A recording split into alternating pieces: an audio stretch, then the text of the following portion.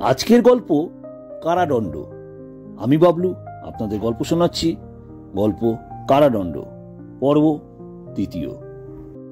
আগামীকাল বাবু বোস, কালু দত্ত, পিন্টু সাহা ও সুমনবাবুরা 1 বছরের সাজা কেটে জেল থেকে চলে গেছে। আজ রাতে 16 নম্বর লকআপে 2টি প্রাণী ছাড়া সবাই বাড়ি চলে গেছে। বাকি কৃষ্ণার্জুন ও লেংড়ু পণ্ডিত। প্রায় সারা রাত গল্প করে কাটিয়ে দেয়।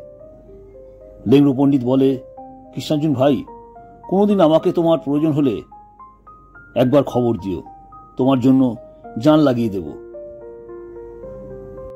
আবার 10 দিন কাটতে না কাটতে আজ রনি ওরফে লেংড়ু পণ্ডিত জেল থেকে ছাড়া পেয়ে বাড়ি চলে গেছে। কয়েকটা দিন 16 নম্বর লকআপটা ফাঁকা ছিল। কৃষ্ণার্জুন ভাবে, এখন তাহলে জানোয়ারদের না পেয়ে খোয়ারগুলো ফাঁকাই থাকবে। না, এই সুখবরটা বেশি দিন থাকলো না। খোয়ার ভর্তি হতে আর এক নতুন অতিথির আগমন। নতুন অতিথির নাম রাজেশ শর্মা। কৃষ্ণার্জুন ও রাজেশবাবুর মধ্যে আলাপ ভালোই জমে যায়। এই রাজেশবাবু লকআপে জামাই আদর করে ঘুমানোর জন্য কয়েকখানা কম্বল চাদর দিয়ে যায়। বলে যায়, এখানে কোনো অসুবিধা হলে দাদা জানাবেন। প্রতিদিন ভালো ভালো খাবার বাইরে থেকে আসে। রাজেশবাবু বলে, কৃষ্ণার্জুন, আমার সঙ্গে আছো, তোমার কোনো অসুবিধা বা কোনো কিছু দরকার হলে আমাকে বলবে। কৃষ্ণার্জুন বলে, আপনার দৌলতে আমার জন্য কত রকমের খাবার আসছে, আর কি চাই। কৃষ্ণার্জুন বলে, রাজেশদা, আপনি এখানে এসেছেন কি কারণে? রাজেশবাবু বলে, বড়বাজারে আমি বোকারি অর্থাৎ দালালি করি।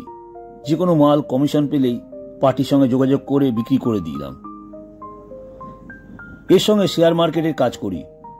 কোন শেয়ারের দাম কম বেশি হবে সেটা আমি আইডিয়া করে বলতে পারি। এই কারণে অনেক মানুষ আমার জন্য আজ বড়লোক হয়েছে। গর্বর হলো একটা কোম্পানিকে নিয়ে। এই কোম্পানির কিছু ডিসপুট মাল বিক্রি করেছিলাম, তাতেই একটা চুরির কেস খেয়ে যাই। 3 মাস জেল হয়। এখানে জেলে আমার অনেক পুলিশ অফিসার পার্টি আছে। আমার জন্য এরা করোড় রুপিয়া মালিক হয়েছে, তাই আমাকে এত আদর যত্ন করছে। কৃষ্ণার্জুনের জেলে আসার ঘটনা রাজেশবাবু শুনে বলে, এটা তো না ইনসাফি হয়েছে কৃষ্ণার্জুন ভাই। চোর ছেচড়া গুলো সাধু হয়ে গেল, আর বেচারা ভালো মানুষ ভিতর হয়ে গেল। রাজেশবাবু একটা ভিজিটিং কার্ড কৃষ্ণার্জুনের হাতে দিয়ে বলে, এটা রেখে দাও, এখান থেকে বেরিয়ে আমার সঙ্গে দেখা করবে, কিছু একটা কাজের ব্যবস্থা করে দেব। রাজেশবাবু জেল থেকে ছাড়া পেয়ে বাড়ি চলে গেছে। তারপর ঋতু পরিবর্তনের মতন অনেকেই এই 16 নম্বর লকআপে তাদের দর্শন দিয়ে গেছে। কৃষ্ণার্জুনের ঠাকুমা ও শুভশ্রী এর মধ্যে দেখা করতে আসে। শুভশ্রীকে দেখে কৃষ্ণার্জুন বলে, শুভশ্রী, আমি নির্দোষ, আমাকে ফাঁসিয়েছে। শুভশ্রী কোনো কথা বলেনি, শুধু নীরবে কাঁদছিল। তার চোখ দিয়ে অনবরত জল পড়ছিল। ঠাকুমা নাতিকে বলে, দূর শালা, আমি জানি আমার নাতির দ্বারা এসব কাজ হবে না। আজ রাতে কৃষ্ণার্জুনের বারে বারে মনে পড়ে শুভশ্রীর কথা, ফেলে আসা সেই সব মধুর দিনগুলোর কথা। এক মুহূর্তে জীবনটা কেমন যেন ওলটপালট হয়ে গেল। কৃষ্ণার্জুনের চোখে জল যেন আজ কোনো বাঁধ মানে না। এইভাবে একটা একটা করে দিন, মাস, বছর কেটে যায়। আজ সেই দিন কৃষ্ণার্জুন জেল থেকে ছাড়া পায়। আজ খোলা আকাশের নিচে দাঁড়িয়ে কৃষ্ণার্জুন বুক ফুলিয়ে 2-3 বার জোরে জোরে দম নিল। মুখে বলল, কি শান্তি। কৃষ্ণার্জুন বড়বাজারে গিয়ে রাজেশবাবুকে ফোন করে। দুজনে দেখা হয়। রাজেশবাবু একটা বড় রেস্টুরেন্টে কৃষ্ণার্জুনকে নিয়ে যায়। অনেক রকম খাবারের অর্ডার দেয়। কৃষ্ণার্জুন বলে, দাদা, খাওয়ার জন্য এত টাকা খরচা করছেন? রাজেশবাবু বলে, এখানে আমি সারাদিনে 10-15 বার বড় বড় পার্টিকে নিয়ে লাখ লাখ টাকার মালের ডিল করে প্রতিদিন আমার পার্টিটা প্রায় 1-2 লাখ টাকা এই হোটেলে খরচা করে।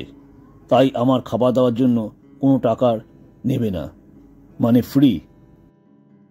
কিছু কথাবার্তা হয়। কৃষ্ণার্জুন চলে যাবার সময় রাজেশবাবু 2000 টাকা কৃষ্ণার্জুনের জামার পকেটে গুঁজে দিয়ে বলে, কটা দিন চিন্তা করো কি কাজ করবে, তারপর কোনো একটা উপায় করে দেওয়া যাবে।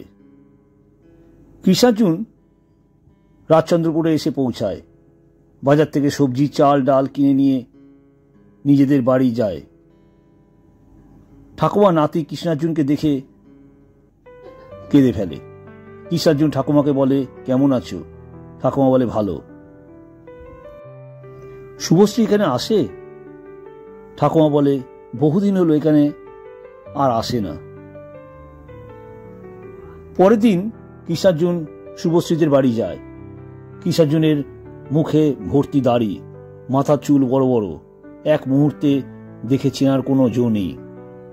প্রায় 3-4 মাস হয়ে গেল শুভশ্রীর বিয়ে হয়ে গেছে। এই কথাটা শুনে কৃষ্ণার্জুনের মনের জোরটাই যেন চলে যায়। এদিক ওদিক ঘুরতে ঘুরতে দুপুরবেলায় কৃষ্ণার্জুন মাঠের ধারে একটা গাছের ছায়ায় বসে পড়ে। এই গরমের হাত থেকে কৃষ্ণার্জুন যেন একটু আরাম পেল। গলাটা যেন শুকিয়ে গেছে, একটু জল খেলে ভালো হতো। কৃষ্ণার্জুনের মাথাটা ঘুরিয়ে চারদিকে দেখল, না, জলের খোঁজ চোখে পড়ল না। চোখে পড়ল পাশে এক সাধু বাবাকে। ভিক্ষা করে আনা খাবারগুলো একটা কুকুরকে খাইয়ে দিচ্ছে, নিজের জন্য কিছু তো রাখলো না। কৃষ্ণার্জুন বলে, বাবা, সবটাই কুকুরকে খাইয়ে দিলে, নিজের জন্য কিছু রাখলে না? সাধু বাবা বলে, না রে, আজ যা পেয়েছি তা দিয়ে আমার পেট ভরবে না, কিন্তু এর তো পেটটা ভরল।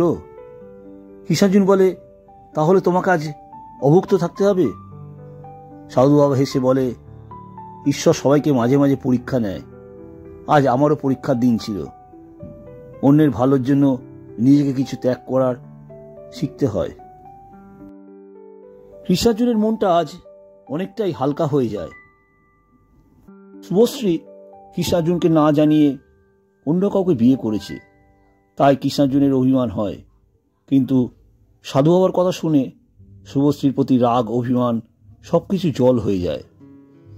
কৃষ্ণার্জুন মনে মনে ভাবে, ঠিকই তো, এই মুহূর্তে শুভশ্রীকে বিয়ে করা যেত না।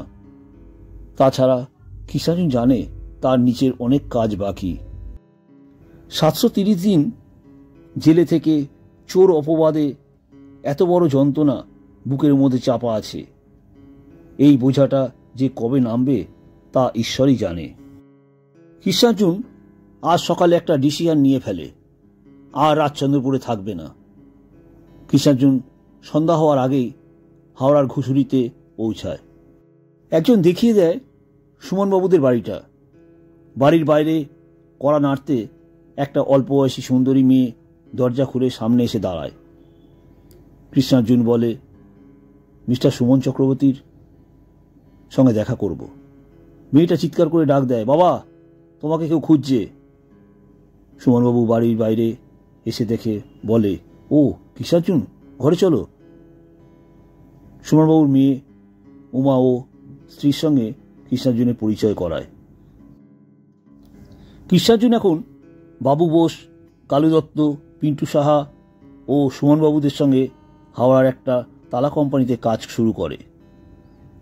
একটা বাড়ি ভাড়া নিয়ে কৃষ্ণার্জুন ঠাকুমাকে হাওড়ার ঘুষুরিতে নিয়ে যায়। এবার শুরু হয় কৃষ্ণার্জুনের এক নতুন জীবন, কঠিন পরিশ্রম দিয়ে, হাড় ভাঙা খাটনি, 12 ঘন্টার কাজ। সুমনবাবুর মেয়ে উমা একটা প্রাইভেট স্কুলে টিচার। আজ রবিবার, উমার স্কুল ছুটি, তাই উমা কৃষ্ণার্জুনের বাড়ি যায়। ঠাকুমার সঙ্গে উমার বন্ডিংটা বেশ ভালো। কৃষ্ণার্জুন আজ সকালবেলায় বেরিয়ে যায়। কৃষ্ণার্জুন ছুটির দিন ছাড়াও সময় পেলে রাজেশবাবুর সঙ্গে দেখা করতে যায়। তার পরামর্শে অল্প অল্প করে টাকা শেয়ার বাজারে ইনভেস্ট করতে শুরু করে। নমস্কার, আমার গল্প আপনাদের কেমন লাগছে জানাবেন। এই গল্পের পরবর্তী অংশ শুনতে চান তাহলে অবশ্যই এই ভিডিওটিকে একটা লাইক দিয়ে গল্পের চ্যানেলটিকে সাবস্ক্রাইব করে পাশে থাকা বেল আইকনটি ক্লিক করবেন। যখনই আমি নতুন কোনো ভিডিও আপলোড করব সবার আগে আপনার কাছে নোটিফিকেশন পৌঁছে যাবে। আপনাদের মূল্যবান সময় আমাকে দেওয়ার জন্য অনেক ধন্যবাদ।